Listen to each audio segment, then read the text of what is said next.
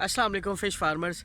आज fish farming में एक अहम वीडियो का एडिशन करने जा रहे हैं। चाहे मछली शिफ्ट करने के दौरान हमें कौन सी तदाबीर को अपनाना है, जिसकी वजह से हम साल के एंड में जब मछली निकालते हैं, साल के एंड में जो हमें नुकसान देखना पड़ता है मछली के वज़न की शक्ल में, उससे कैसे बचा जाए। तो फ़िश सीड को कैसे शिफ्ट करना है और उसकी कौन सी एहतियाती तदाबीर अपनानी है ताकि हम एक बराबर वज़न की मछली को हासिल कर सकें और एक अच्छे वज़न की मछली हासिल कर सकें और हम साल के एंड में नुकसान से बच सकें।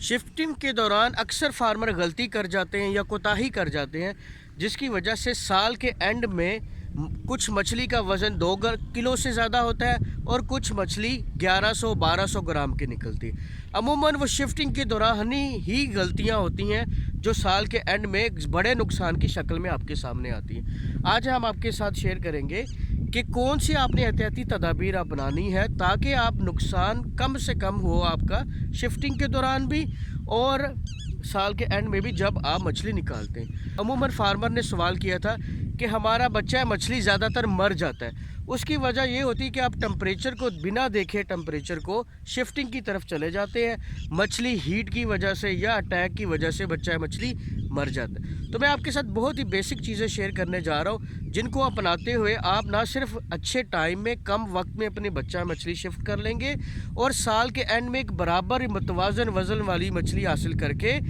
आप ज़्यादा मुनाफा कमा सकते हैं। तो सबसे पहले बेस की बात करते हैं कि तालाब की बेस आपने देखनी है कि क्या तैयार है। फिर मैंने उसके बारे में बड़ी कम्प्रीहेंसिव वीडियो बनाई है। बेस तैयार करने के बाद मैंने कहा था उसमें 2 से 3 फीट पानी छोड़ दें ताकि वो रिएक्शन मुकम्मल हो जाए। उसके बाद बच्चे मछली छोड़ना चाहिए। तालाब के में जो पानी की सतह है वो कम से कम 4 फीट हो, ज़्यादा 5 फीट भी कर सकते हैं। और उसका जो कीमियाई अमल है यानी पानी का जो कलर है वो ग्रीनिश होना चाहिए ताकि बच्चा मछली जब उसमें जाए तो उसको इनिशियल इब्तदाई खुराक मिल चुके हासिल कर ले और उसकी ग्रोथ जो है वो रुके ना। अब उस इन एहतियातों में से एक एहतियात हमने ये करनी है कि जब आप बच्चा मछली शिफ्ट करें तो वो बराबर वज़न का शिफ्ट करें। ऐसा हरगिज़ ना करें कि एक ही तालाब में आप 200 ग्राम का बच्चा भी शिफ्ट कर रहे हैं, आप 150 ग्राम का बच्चा भी शिफ्ट कर रहे हैं, आप 80 ग्राम का बच्चा भी शिफ्ट करें। ऐसा हरगिज़ ना करें। इससे नुकसान ये होता है कि जो बच्चा मछली 200 ग्राम का होता है वो जल्दी ग्रोथ करने के बाद दूसरे बच्चे को फीड नहीं लेने देता। तो आपने इस चीज़ का भी ख्याल करना है। तीसरा ये चीज़ है, मैंने बताया था कि आप सुबह अर्ली मॉर्निंग में बच्चा मछली शिफ्ट करते हैं ताकि धूप से ऑक्सीजन की कमी से उसमें मोर्टेलिटी की परसेंटेज कम हो जाए। तो 10 से 12 बजे तक का मैक्सिमम टाइम है। आप सुबह 8 बजे से लेकर 12 बजे तक शिफ्टिंग करें, उसके बाद हरगिज़ ना करें। फिर शाम को 4 बजे शुरू करें और 2 घंटे की शिफ्टिंग करें। ऑक्सीजन एक बहुत अहम किरदार अदा करता है किसी भी स्टेज में मछली फार्मिंग में।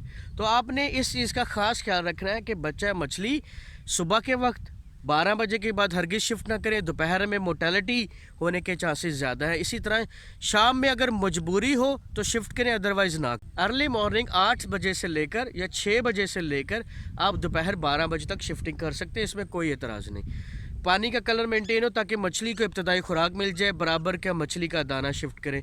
कितनी तादाद में शॉपरों में लेके जाएं। अमूमन लोग क्या करते हैं, सबसे बड़ी गलती ये करते हैं, तालाब के अंदर से पानी भरते हैं और उसमें बच्चा मछली रखते हैं और उसको शिफ्टिंग के लिए भेज देते हैं। ऐसा हरगिज़ ना करें। ट्यूबवेल चलाएं, ताज़ा और फ्रेश पानी उसमें ऐड करें। अगर तालाब करीब है तब भी ताज़ा पानी ऐड करें और उसमें अगर आपका 80 ग्राम का सीड है तो तकरीबन 100 यूनिट्स आप एक शॉपर में बैग में पैक करें और उनको शिफ्टिंग की तरफ भेजें। स्टॉकिंग आपने पहले बना चुके होते हैं कि आपको किस तालाब में कितनी चाहिए। अब मेरे आप इर्द गिर्द तालाब देख रहे हैं, ये नर्सरी का तालाब है, इसमें से बच्चा निकाल कर शिफ्ट किया जा रहा है दूसरे तालाबों में। और हमारा एक यूनिट थोड़ा दूर है यहाँ से, वहाँ पर भी हम मोटरसाइकिल के ज़रिए शिफ्ट कर रहे हैं ताज़ा पानी ऐड करके। उसमें हम 100 यूनिट्स ऐड कर रहे हैं 100 ग्राम वाले और उनको बाइक पर भेजा जाता है ताकि वो जल्द अज जल्द अपनी डेस्टिनेशन पर पहुँचे और मछली स्ट्रेस में ना आए, मछली का बच्चा स्ट्रेस में ना आए ताकि उसकी मोर्टेलिटी कंट्रोल हो सके।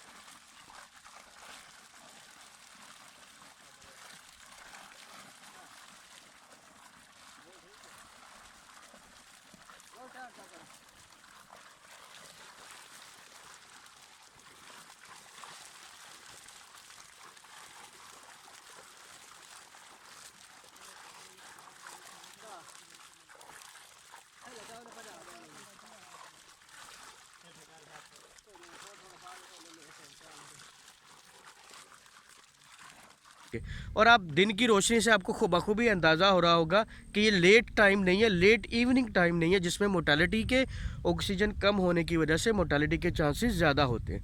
तो इन बेसिक चीज़ों का आपने ख्याल रखना है। अमूमन फार्मर गलती कर जाता है शिफ्टिंग के दौरान और उसकी बच्चा मछली मरने के चांसेस ज़्यादा होते हैं।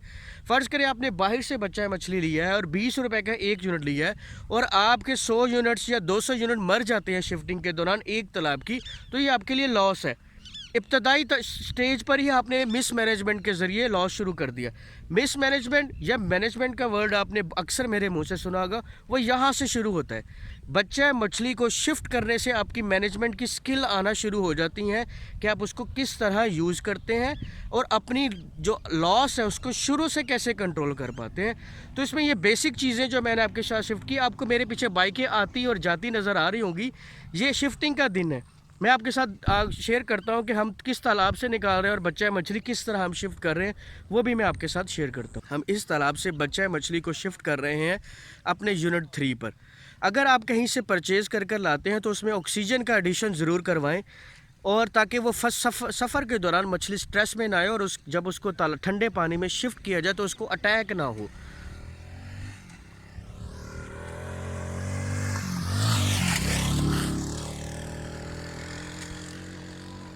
अमूमन क्या होता है कि मछली स्ट्रेस में होती है, उसके शॉपर में तादाद ज़्यादा होती है, पानी ख़राब होता है। जैसे ही वो ताज़ा पानी में जाती है तो उसकी मोर्टालिटी के चांसेस बढ़ जाते हैं, यानी उसको अटैक होता है और वो मर जाती है। इन चीज़ों का आपने ख्याल रखना है। आपके सामने वो देखिए काउंटिंग हो रही है। दूसरी चीज़, एक अहम मामला इसमें ये भी है कि आपने काउंटिंग इसकी परफेक्ट करनी है, ठीक है। ये सबसे अहम होता है। बाज़ औक़ात आप गिनती जो है वो गलत करते हैं। जैसे कि फ़र्ज़ करें एक शॉपर में आपने 100 ऐड करने हैं और गलती में आपने 80 ऐड कर दिए और आपने लिखे 100 है, तो साल के एंड में जब आप स्टॉकिंग निकालेंगे तो वो कम होगी, तो ये लॉस का एक बड़ा सबब बनेंगे। तो इन चीज़ों का आपने ख्याल रखना है। पानी का ख्याल रखना है, पानी का लेवल को चेक करना है। जहाँ से बच्चा मछली निकाल रहे हैं उस पानी को देखना है कि उसकी क्या हालत है। अगर उसमें पानी ताज़ा ऐड करने की ज़रूरत है तो वो भी ज़रूर करें। उम्मीद है आपको मेरी ये शिफ्टिंग की वीडियो भी पसंद आई होगी और आज इसमें से आपको कुछ ना कुछ इन्फॉर्मेशन ज़रूर मिली होगी कि हमें कौन सी तदाबीर को इख्तियार करना है ताकि हम मछली के लॉस को कम से कम कर सकें। नेक्स्ट वीडियो तक के लिए इजाज़त दीजिए। वस्सलाम, अल्लाह हाफिज़।